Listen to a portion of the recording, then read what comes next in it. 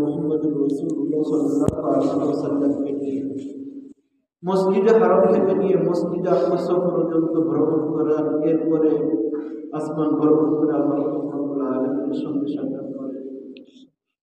এই মাসে আল্লাহ রাসূল সাল্লাল্লাহু আলাইহি ওয়াসাল্লাম বেশি বেশি একটা দোয়া করতেন, আল্লাহুম্মা বারিক লানা ফি রজব ওয়া শাবান ওয়া বাল্লিগনা রমাদান। আল্লাহুম্মা বারিক লানা ফি রজব ওয়া শাবান ওয়া বাল্লিগনা রমাদান। আল্লাহুম্মা বারিক লানা ফি রজব ওয়া শাবান, হে আল্লাহ তুমি রজব এবং শাবান মাসের বরকত আমাদেরকে দান করো। ওয়া বাল্লিগনা রমাদান, এবং রমজান পর্যন্ত আমাকে পৌঁছে দাও। সুবহানাল্লাহ। এই দোয়া আল্লাহ রাসূল সাল্লাল্লাহু আলাইহি ওয়াসাল্লাম এই রমজান মাসে বেশি বেশি পড়তেন। রজব মাসে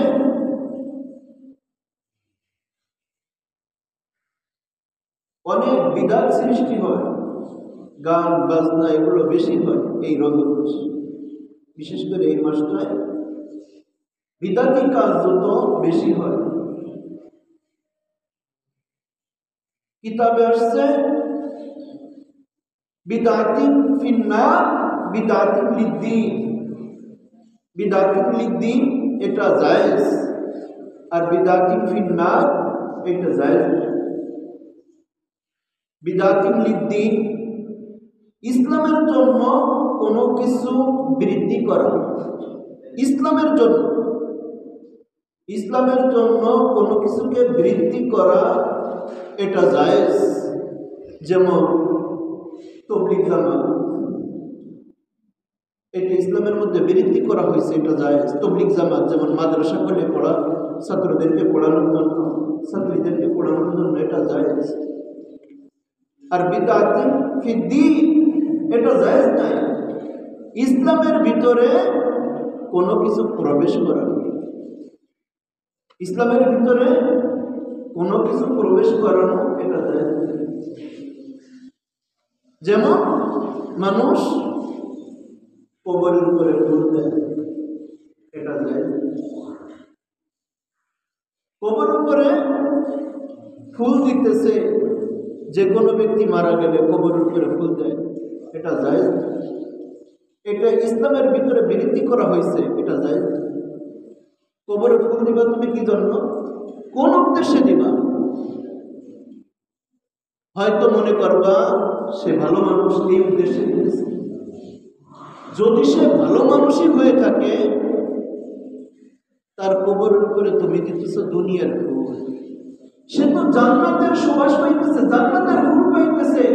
দুনিয়ার ফুলের কাছে জান্নাতের ফুলের ক্ষমতা বেশি না কম?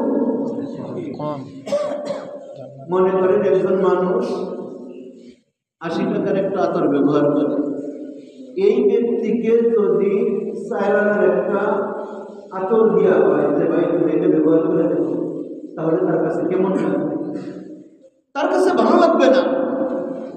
সে যদি জান্নাতি হয়ে থাকে, তুমি দুনিয়ার একটা প্রকার কবরের উপর দিয়ে আসলা, অথচ আল্লাহ রাব্বুল আলামিন তাকে জান্নাতের ভিতরে রাখছে, জান্নাতের বালাখানার ভিতরে রাখছে, জান্নাতের ফুলের ভিতরে রাখছে, এখানে তাকে ছোট করা হবে না।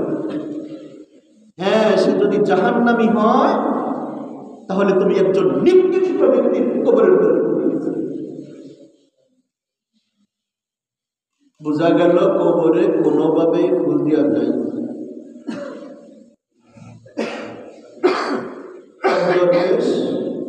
শরীয়তের ব্যাপারে তেমন পারদর্শী না, হাকিমুল উম্মত মুজাদ্দিদুল মিল্লাত আশরাফ আলী থানভী রাহমাতুল্লাহি আলাইহির কাছে আসছে কিছু ফুল নিয়ে, বলতেছে হুজুর আমি আমার বাগিচা থেকে অনেকগুলো ফুল তুলেছি, কিছু ফুল আব্দুল কুদ্দুস রাহমাতুল্লাহি আলাইহির কবরের উপরে রেখে আসছি, আর কিছু ফুল হুজুর আপনাকে দিলাম। হাকিমুল উম্মত মুজাদ্দিদুল মিল্লাত আশরাফ আলী থানভী রাহমাতুল্লাহি আলাইহি এই উত্তর দিয়েছে, দেখো তুমি যে একজন মুর্দা ব্যক্তির কবরের উপরে ফুল দিয়ে আসলা, তারা তো এমনি জান্নাতি মানুষ, ওলিয়া ওলিয়া ব্যক্তি, এরা জান্নাতি মানুষ। সে অনেক দামি দামি খুশবু ব্যবহার করে। তোমার এই দুনিয়ায় এই ফুলের সুবাস তো তাদের দরকার হয় না, এগুলো দিয়ে তাদেরকে ছোট বানাতে হয়। আর যদি কোনো ব্যক্তি জাহান্নামী হয়, তুমি একজন নিকৃষ্ট মানুষকে ফুল দিয়ে বরণ করো। আল্লাহ বলে দিয়েছেন নিকৃষ্ট কারা? ওয়ালাকাদ জারাবনা লিজাহান্নামা কাসীরাম মিনাল জিন্নি ওয়াল ইনস লাহুম কুলুবুন লা ইয়াফকাহুনা বিহা ওয়া লাহুম আ'য়ুনুন লা ইবসিরুনা বিহা ওয়া লাহুম আযানুন লা ইয়াসমাউনা বিহা উলাইকা কাল আনআমি বাল হুম আযাল উলাইকা হুমুল গাফিলুন। আল্লাহ বলেন ওয়ালাকাদ জারাবনা লিজাহান্নামা কাসীরাম মিনাল জিন্নি ওয়াল ইনস, অধিকাংশ মানব জাতি এবং জিন জাতির জন্য আমি জাহান্নাম তৈরি করেছি। তারা তারা লাহুম কুলুবুন লা ইয়াফকাহুনা বিহা, যাদের অন্তর আছে, হৃদয় আছে, এই অন্তর দিয়া সঠিক বুঝ বোঝে না। ওয়ালাকুম আ'য়ুনুন লা ইবসিরুনা বিহা, আমি তাদেরকে চক্ষু দান করেছি, এই চক্ষু দিয়া সঠিক বুঝ বোঝে না। ওয়ালাকুম আযানুন লা ইয়াসমাউনা বিহা, আমি তাকে কান দিয়েছি, এই কান দিয়ে সঠিক বুঝ শ্রবণ করে না। উলাইকা কাল আনআম বাল হুম আযাল উলাইকা হুমুল গাফিলুন। আল্লাহ বলেন ওরা হলো চতুষ্পদ জানোয়ার, তার চেয়েও নিকৃষ্ট। জান্নাতি মানুষের কবরে যদি তুমি ফুল দাও, তাহলে জান্নাতের সুবাস পাইতেছে, দুনিয়ার ফুলের কোনো দরকার আসে না।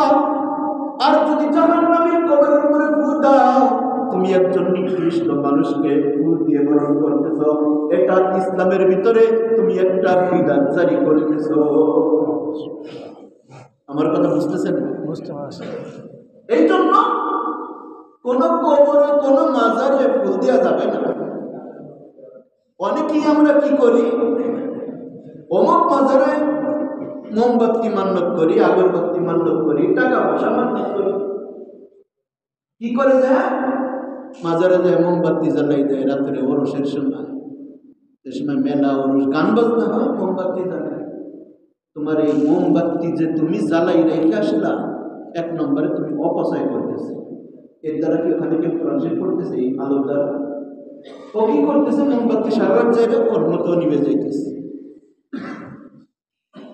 আমরা যে সময় হেফজখানায় পড়তাম, কোরআন শরীফ মুখস্থ করতাম, ওই সময় অনেক ছাত্র বাইরে যারা একটু দুষ্ট টাইপের ছিল, আমাদের ওখানে সাইডে একটা মেলা নিয়ে অনেক মানসি গরু ছাগল যা যা দিবার দিত, মোমবাতি আগরবাতি রাইবার জ্বালাইত।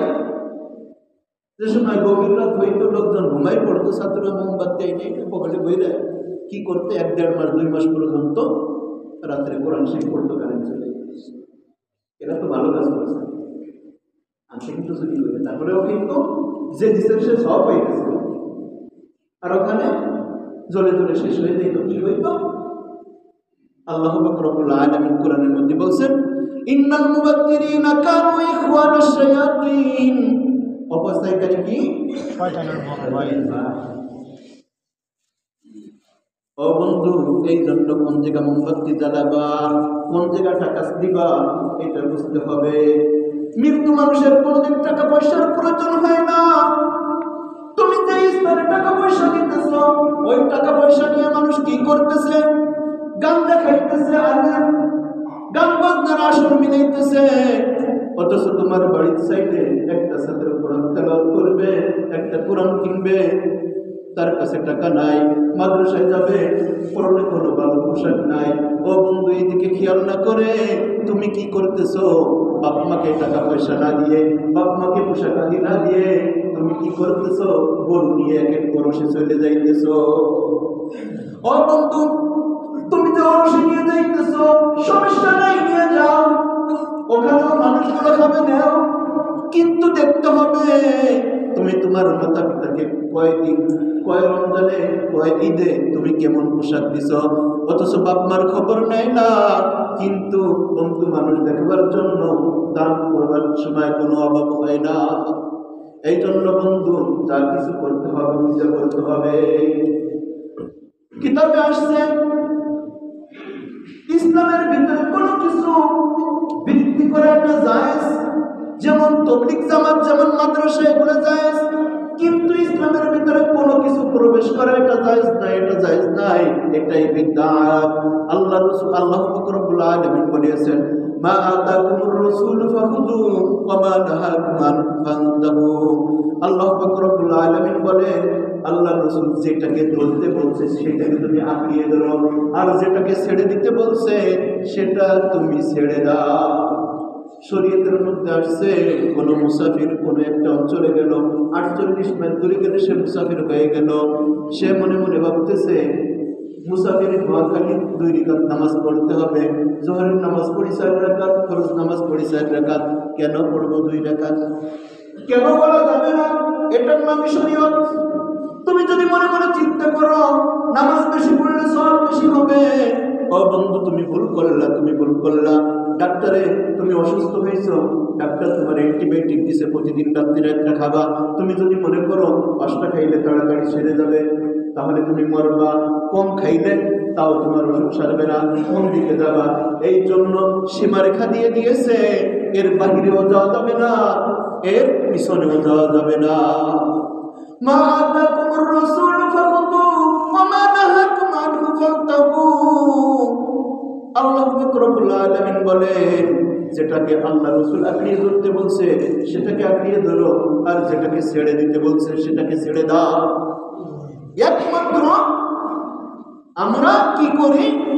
টাকা পয়সা এটা সেটা মাজারে দেই, মোমবাতি দেই, যাই কিছু দেই না কেন, দিয়া খারাপ তা বলতেছি না। হ্যাঁ, এই জিনিসগুলো সঠিক কাজে ব্যবহার করতে হবে। তুমি দেখবা এখানে দান করলে সঠিকভাবে ব্যবহার হচ্ছে কিনা যাচাই বাছাই করে তারপরে দিতে হবে। হাকিম মুহাম্মদ মুজাদ্দিদ মিল্লাত আশরাফি থানভী রাহমাতুল্লাহি আলাইহি সব সময় বিদআত যারা করতেন তাদের বিরোধিতা করতেন। হাকিম মুহাম্মদ মুজাদ্দিদ মিল্লাত আশরাফি থানভী রাহমাতুল্লাহি আলাইহি একবার আজমিরে গিয়েছে ওয়াজ করার জন্য। ওয়াজ করার জন্য আজমিরে গেছে। ওয়াজ শেষে ফিরে আসার সময় খাজা মঈনুদ্দিন চিশতি রহমতুল্লাহি আলাইহি কবর পেয়েছে। হুজুর করলেন কি, গাড়ি থেকে নেমে খাজা মঈনুদ্দিন চিশতি রহমতুল্লাহি আলাইহি কবর জিয়ারত করলেন। কিছু মানুষ কবরের সাইডে ঢোল তবলা তুলে নিয়ে কাউলি গান গাবে, এই একটা প্রোগ্রাম চলতেছে। তো ওরা দেখতেছে যে আশরাফ আলী থানভী রাহমাতুল্লাহি আলাইহি যে এতদিন আমাদের বিরোধিতা করলো সেই তো আমাদের কাছে হাজির। এখন যেহেতু ওনাদের প্রধান ব্যক্তি যেহেতু আমাদের নিকট হাজির, সেনাবেলার কোনোদিন কোনো কিছু বলার সাহস করে না। যে প্রধান সেই তো হাজির, তার ছাত্ররা কি বলবে? হাকিম মুহাম্মদ মুজাদ্দিদ মিল্লাত আশ-শাবালী থানভী রাহমাতুল্লাহি আলাইহি, ও বন্ধু, ওলিদের কবর দেখলে জিয়ারত কোনো সমস্যা নাই। ও বন্ধু, বড় বড় ওলিদের কবরে যায় দোয়া করবা, কোনো সমস্যা নাই। মঈনুদ্দিন চিশতি রহমতুল্লাহি আলাইহির কবর জিয়ারত করে গাড়িতে উঠতে গিয়েছে। কিছু লোক যাওয়া বলতেছে, হুজুর আমরা তো কাউলি গান গাবো, আপনি আমাদের এখানে শরীক হন। বলে, আমি যদি তোমার গানের ভিতরে শরীক হই তাহলে কবরে যিনি আছে সে নারাজ হবে। এখন তারে নারাজ করবো না, তোমাদেরকে সন্তুষ্ট করবো বলো। বলে, কেন হুজুর নারাজ হবে কেন? বলে, আমরা তো কাউলি গান গাবো, মঈনুদ্দিন চিশতি রহমতুল্লাহি আলাইহি হয়তো গেছে। বলে, মঈনুদ্দিন চিশতি রহমতুল্লাহি আলাইহি নুসুস নামের একটি কিতাব লিখে দিয়েছে। তোমরা যারা গান গাইতে চাও ওর ভিতরে 4টি শর্ত দিয়েছে। 1 নম্বর শর্ত হলো এই গান যারা গাবে তাদের মুখে দাড়ি বিশিষ্ট হইতে হবে, যুবক হইতে হবে, দাড়ি থাকতে হবে। দ্বিতীয় নম্বরে হলো কোনো ঢোল তবলা থাকবে না। তৃতীয় নম্বরে হলো গানের ভিতরে কোনো অশ্লীল কথা হবে না। চতুর্থ নম্বরে হলো যে গান গাবা এর ভিতরে আল্লাহ পাক রব্বুল আলামিনের প্রশংসা থাকতে হবে, আর নাচ থাকতে হবে আল্লাহ পাক রব্বুল আলামিনের প্রশংসা, আর রাসূল সাল্লাল্লাহু আলাইহি ওয়াসাল্লামের নাচ থাকতে হবে। এছাড়া অন্য কোনো কিছু এই গানের ভিতরে শরীক করা যাবে না। বর্তমান যারা মেলা বাজারে গান গায় বলতো, ঢোল তবলা বাজাইতেছে কি বাজাইতেছে না, আর যারা গান গাইতেছে চুলের কোনো ঠিক নাই, দাড়ির কোনো ঠিক নাই। ও বন্ধু, সাহাবাজদের জিন্দিগির ভিতরে খুঁজে দেখো, কোন একটা সাহাবাজের মাথায় চুলে জট হয় নাই। ও বন্ধু, মেলা বাজারে গেলে পাগলের অভাব নাই, জটে তাহানি জট হয় কোন জায়গা থেকে জানে? সাহাবাজদের ভিতরে কোন একটা সাহাবার মাথায়, সাহাবীর মাথায় জট হয় নাই, কিন্তু মেলা বাজারে গেলে জট হলো পাগলের অভাব। জট হয় হলো মাথায় যে ব্যক্তি 1 থেকে 2-3 মাস 4 মাস গোসল না করে, ওর মাথায় এসে শয়তানে পায়খানা করে, ওখান থেকে জট শুরু হয়ে যায়। কোন একজন নবী আছে যে তার মাথায় জট ছিল, 3 মাস 4 মাস পর্যন্ত গোসল না করলে ময়লা হাবি যাবে, এটা সেটা যায়, এই জট হয়ে যায়। এটা বড় মারফতের সাগর।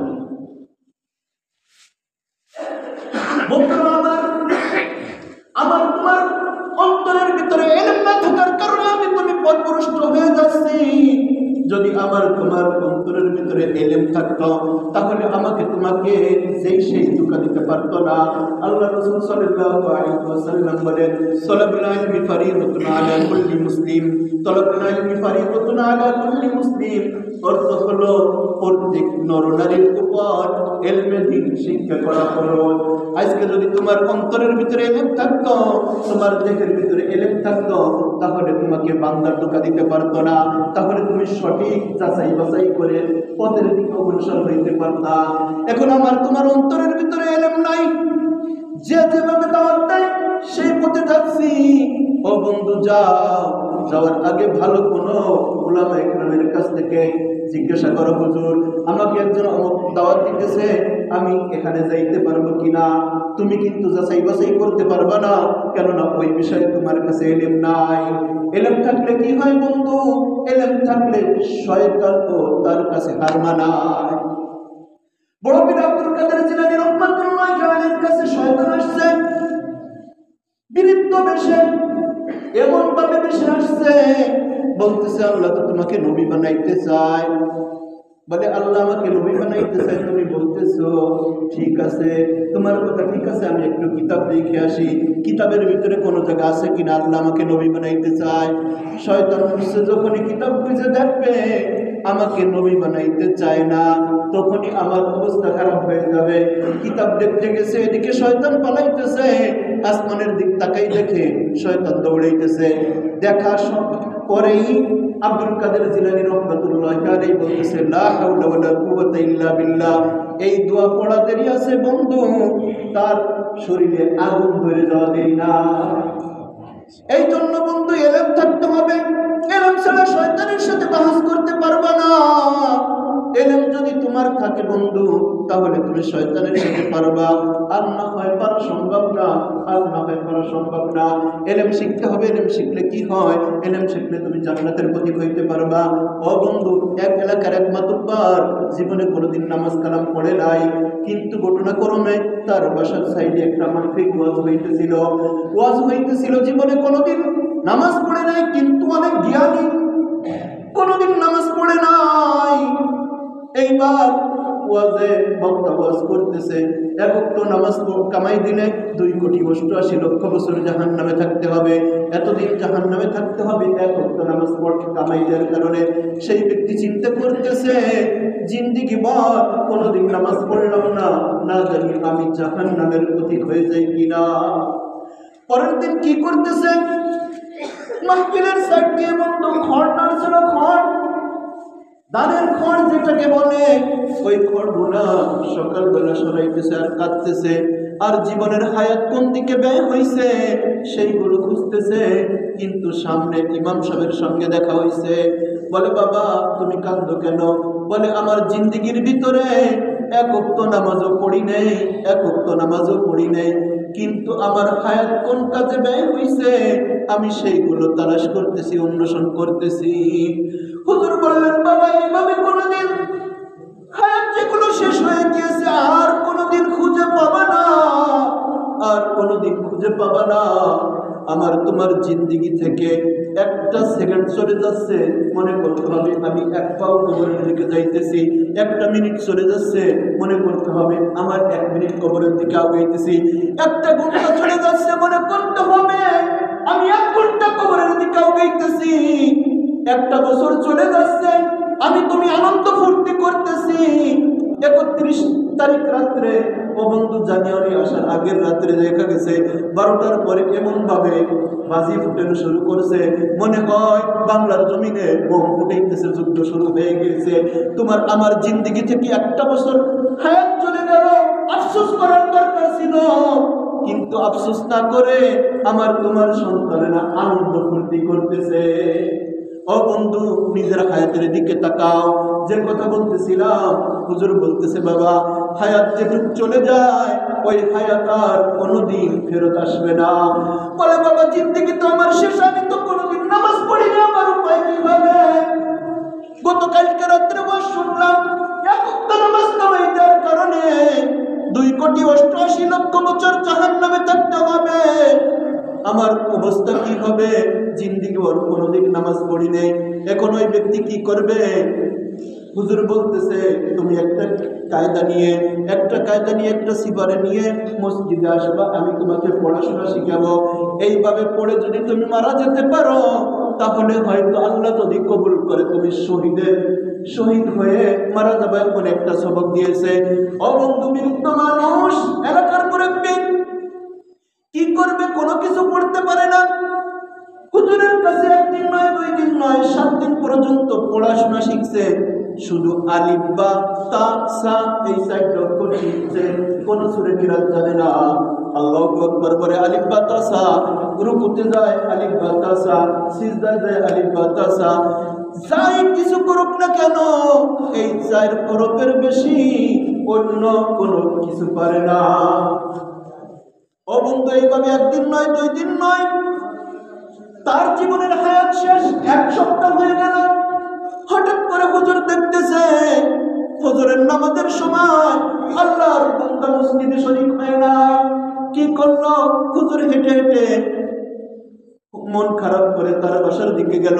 কেননা এই 70-80 বছরের ব্যক্তি ছোট বাচ্চাদের সঙ্গে শরম লজ্জা ফেলাইয়া কোরআন কিতাব পড়বার আসছে, এর চেয়ে লজ্জিত তো আর কেউ হতে পারে না। ওই বান্দাকে তালাশ করার জন্য হুজুর যাইতেছে। অবন্ধ হুজুরের নামাজ যায় পড়ে যায়, ফজরের নামাজ পড়ে বাসায় যায়, শুনতেছে আল্লাহর বান্দা দুনিয়াতে নাই, আল্লাহর বান্দা চিরবিদায় নিয়ে চলে গিয়েছে। হুজুর কি করবে? হুজুর মনে মনে চিন্তা করলেন, এত মহব্বতের একজন মানুষ। ও বন্ধু, উলামায়ে ইকরাম মানুষকে ভালোবাসে একমাত্র জান্নাতের পথ দেখানোর জন্য, কোন মানুষকে জাহান্নামের পথ দেখানোর জন্য উলামায়ে ইকরাম কাউকে ভালোবাসে না। ও বন্ধু, হুজুর কি করলেন? পানি গরম করতে বললেন, লোকজন নিয়ে গোসল করাইলেন।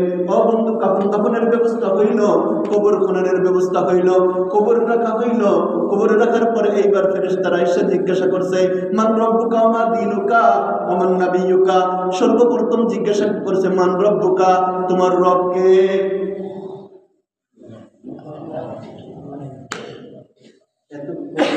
এই বুঝলেন?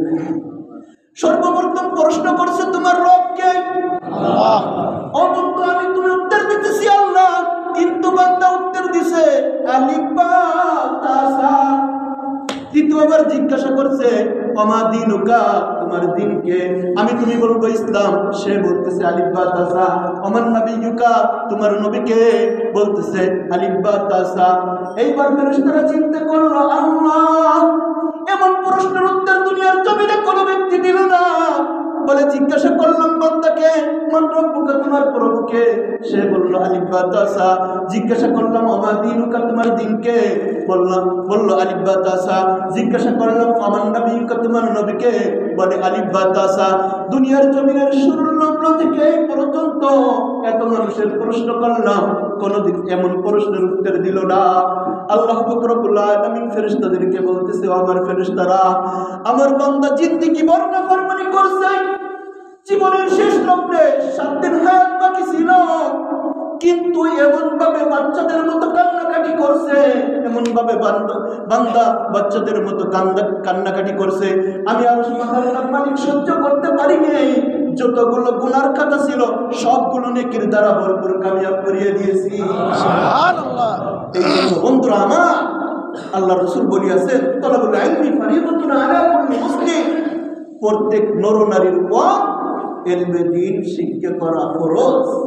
আর যারা ইলম শিখতে চায়, ইলম শিক্ষা করার জন্য মাদ্রাসায় যায়, যে কোনো জায়গায় যাক না কেন, সে একজন তালবি আলিম ছাত্র হয়ে যায়। ছাত্র হইলে কি হয়? আল্লাহ পাক রব্বুল আলামিনের ফেরেশতারা নূরের পর বিছিয়ে দেয় পাই। সুবহানাল্লাহ। দেওবন্দ মাদ্রাসার এক ছাত্র এই ঘটনা শুনে হুজুরের মুখে মনে মনে ভাবতেছে, ফেরেশতারা নূরের পর বিছিয়ে দেয়, দেখাতে যাবে এইভাবে পাও দিয়ে আঘাত করছে, আঘাত করার সঙ্গে সঙ্গে পাও ব্যথা হয়ে গেছে, পাও তো আর সোজা হয় না। এইবার উস্তাদ জিজ্ঞাসা করছে, বাবা তোমার কি হয়েছে? বলে, হুজুর আপনি যে ওয়াজ করেছিলেন যে কোন ছাত্র মসজিদে যাক, মাদ্রাসায় যাক, ছাত্র অবস্থায় যদি কেউ আসে ক্লাস করার জন্য, ফেরেশতারা নূরের পর পিছিয়ে দেয়।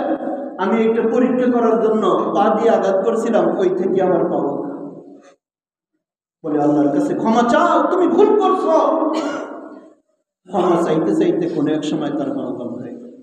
এই জন্য বন্ধুরা আমার, যারা সূরা কিরাত সহি না, যারাই পড়াশোনা জানি না, শরম লজ্জা এগুলো কিছু না ভাই। আমি মসজিদের রুমে একা বসে থাকি, আসে যাদের ভিতরে বুঝ আসে তারা আসে, হুজুর আমার এই সূরাটা বলেন, আমার একটু পড়াই দেন। আমি তো তার কাছে টাকা পয়সা চাই, এখানে আসলে সমস্যা কি আপনাদের? ওখানে চার দোকানে আড্ডা না দিয়ে, টিভি বিস্কিটের দোকানে আড্ডা না দিয়ে, হুজুরের কাছ থেকে প্রতিদিন একটা আয়াত করে শিখলে, আলহামদুলিল্লাহ সূরা হলো 7টা আয়াত, 7 দিন শিখলেই তো হয়ে গেল। এইভাবে করে শেখে। এই সব শিখলে কি হবে? জান্নাতি মানুষ হয়ে মারা যাইতে পারবো। আর যদি মনে মনে ভাবি আমি এত বড় একজন অফিসার, এত বড় একজন ব্যক্তি, এই হুজুরের কাছে যাবো ছোট আমি, হুজুরের কিছু হবি না, শোনার চান তোমার খবর 12টা বাজে যাবে। আমার এই নাইলার বালা যারা সুন্নাত পড়েন নাই, সুন্নাত পড়েন। মুহাম্মদুর রাসূলুল্লাহ সাল্লাল্লাহু আলাইহি ওয়াসাল্লামকে নিয়ে মসজিদে হারাম থেকে নিয়ে মসজিদে আকসা পর্যন্ত ভ্রমণ করার, এরপরে আসমান ভ্রমণ করে আল্লাহ রাব্বুল আলামিনের সঙ্গে সাক্ষাৎ করে। এই মাসে আল্লাহ রাসূল সাল্লাল্লাহু আলাইহি ওয়াসাল্লাম বেশি বেশি একটা দোয়া পড়তেন, আল্লাহুম্মা বারিক লানা ফি রজব ওয়া শাবান ওয়া বাল্লিগনা রমাদান। আল্লাহুম্মা বারিক লানা ফি রজব ওয়া শাবান ওয়া বাল্লিগনা